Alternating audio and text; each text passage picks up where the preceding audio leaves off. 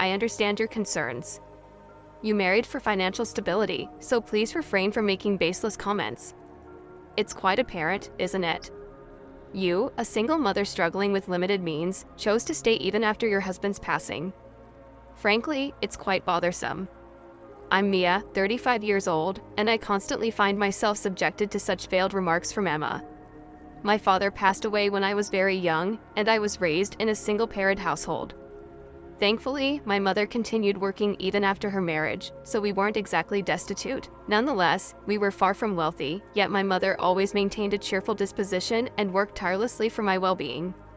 Consequently, I never felt particularly isolated during my upbringing.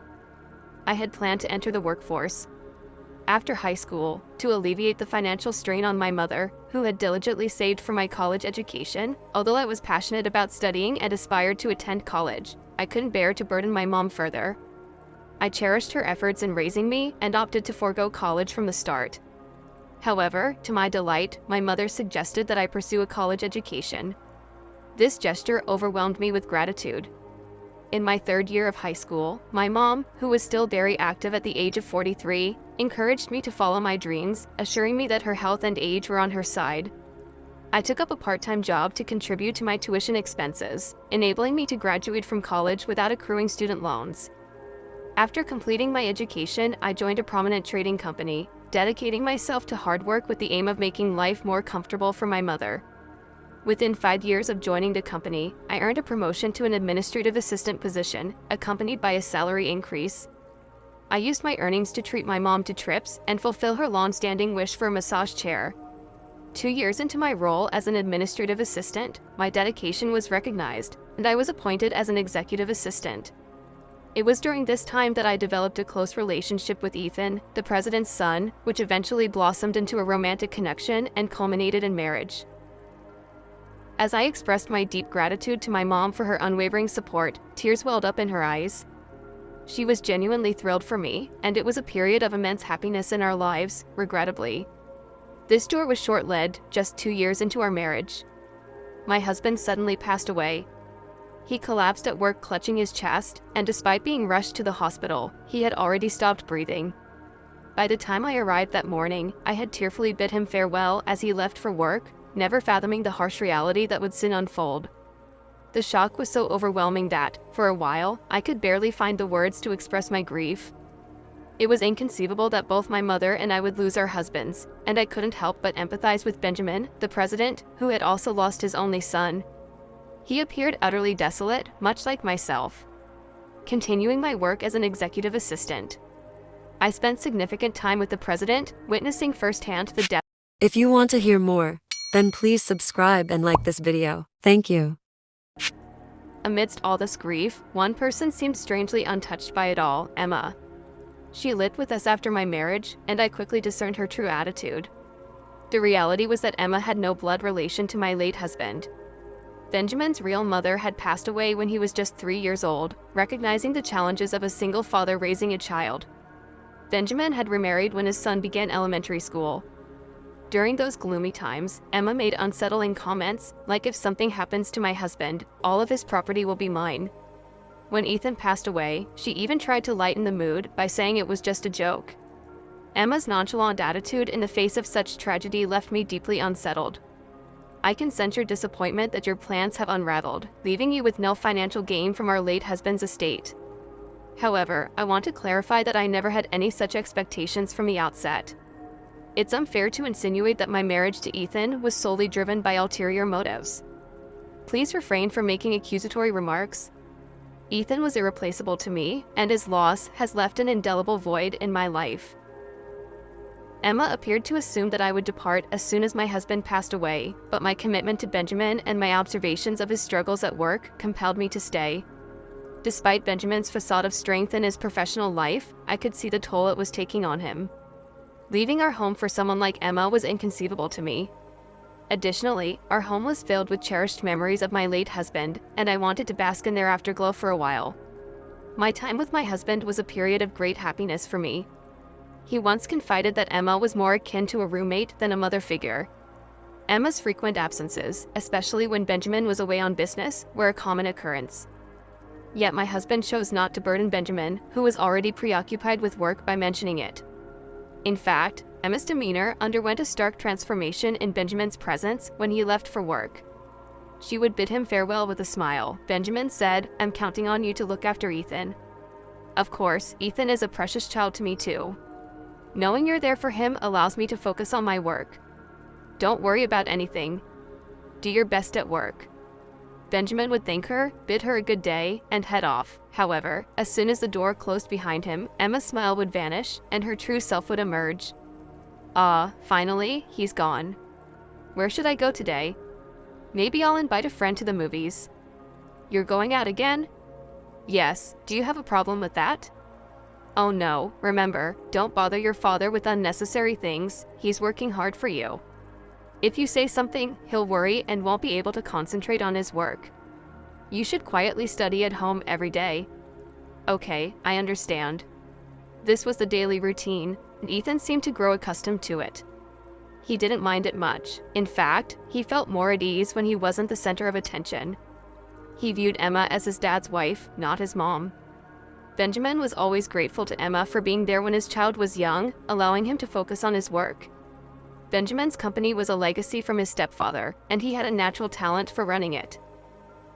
Since taking over, the company has grown exponentially, with 5 businesses now generating annual revenue in the hundreds of millions of dollars.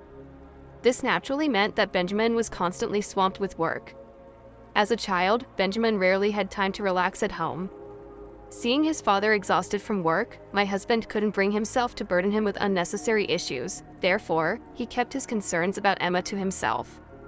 That was just his nature, an easygoing person who never struck me as the typical head of a vast business empire. Did my husband ever get angry about it? Nah, not really. He'd say I was okay as long as she was home. It gave Dad peace of mind knowing she was there so he could focus on his work. Plus, we never went hungry, and there were always plenty of snacks. I loved that about him. Besides, it's not like they were mean to me. They just didn't fuss over me. Sure, Emma would throw some snake comments my way from time to time, but I just took it as a typical good-natured banter. Plus, she was often out and about attending theater performances, shopping, or dining with friends. Since I was still working, our paths didn't cross that much, and her sarcastic remarks didn't really bother me if my husband chose not to address the matter. I saw no reason to raise it either. However, Emma's extravagant spending in contrast to my thrifty nature since childhood did trouble me somewhat. It felt wasteful nonetheless since neither Benjamin nor my husband expressed any concern about it. I refrained from sharing my thoughts. However, after my husband's passing, witnessing Emma's carefree shopping and indulgence in luxuries left me feeling uneasy. Benjamin was grieving deeply for someone who was like a son to him, yet Emma exhibited no signs of sorrow. This contrast intensified my frustration. I implored Emma to be more supportive of Benjamin, emphasizing his loneliness behind the facade of being okay. Her response was far from empathetic.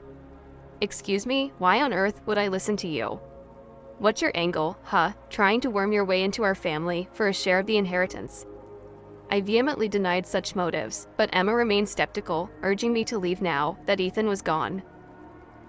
Despite her objections, I informed her that Benjamin had expressed his willingness for me to stay as long as needed. Emma gave me an irritated look, but refrained from further commenting. Her relief was palpable, knowing she didn't have to worry about my potential inheritance. 3 years after my husband's passing, Emma's annoyance with my continued presence grew. Her sarcastic remarks became more frequent and hurtful, whether at home or at the office. I was always by Benjamin's side. Emma seemed to harbor suspicions that I was scheming to take over his fortune. It was disheartening to be perceived in such a light, causing me to question the propriety of remaining in a house where my husband was no longer present. I contemplated my future, especially since Benjamin's health was precarious after his collapse. He might require ongoing care even after his hospital discharge. At the company, things initially held together due to Benjamin's well-trained successors, but Emma's attitude underwent a noticeable shift. She began voicing resentful remarks about Benjamin, asserting that he deserved his recent misfortune. "He's been so stingy lately," she complained, prompting me to inquire about her statement. She revealed that our credit card limit had been reduced and our living expenses had been cut due to the company's financial troubles. I attempted to reason with her, explaining that Benjamin's absence had led to this situation and that the company was indeed facing challenges. Emma's absence from their son's third anniversary ceremony last year, due to a hangover, triggered Benjamin's decision to limit her spending. She was still receiving more than enough money for a comfortable life, so there was no need for her complaints. Emma, however, went on a tirade about Benjamin, even calling him dull and annoying. Her words left a bitter taste in my mouth. After all, who had been funding her lavish lifestyle all along? Even if the company was in trouble, she could have at least offered support. Then she dropped an unthinkable bombshell. She had decided to divorce him. I couldn't help but consider the company's uncertain future. If we found ourselves in debt, it seemed prudent to settle matters regarding the property and depart before financial troubles escalated. Her response, however, left me feeling repulsed. She expressed her intention to seize what she could before Benjamin's will was gone and then bid him farewell. Just a week after the unsettling conversation, Benjamin's health took a sharp turn for the worse, and he passed away unexpectedly. It was a stark and abrupt loss that occurred just 3 years after my husband's passing. It felt as though darkness had descended upon everything. Benjamin's voice often resembled that of my late husband, and sometimes our conversations felt like I was speaking with him. The inability to talk to him or hear his voice anymore was an unbearable weight to bear. Emma, however, seemed oddly pleased. Despite Benjamin's recent passing, she even mentioned his remaining assets and the possibility that his company hadn't collapsed. It was as if she cared more about money than grieving for her husband. This callousness added to my grief. I expressed my preference for Benjamin's life over any inheritance, but Emma accused me of pretending to be noble and attempting to impress others. She emphasized that there was no inheritance to give, implying that she was solely focused on financial matters. It was heartbreaking to witness her utter lack of compassion. I chose not to invite her to the funeral, understanding that Emma's callousness and obsession with money had no place on such a somber occasion. Emma persisted in trying to reach out to me, but I ignored her calls. Suddenly, she appeared at my workplace, demanding an explanation for my silence. I responded cautiously, explaining that she had been excluded from the funeral because of her earlier statement about strangers not being allowed. Emma was taken aback, insisting that I was the stranger. I clarified that I had submitted the divorce papers as Benjamin had requested, making her a stranger to our family, both in name and reality. It was revealed that when Benjamin fell ill and was informed of the possibility of becoming bedridden, Emma had served him with divorce papers.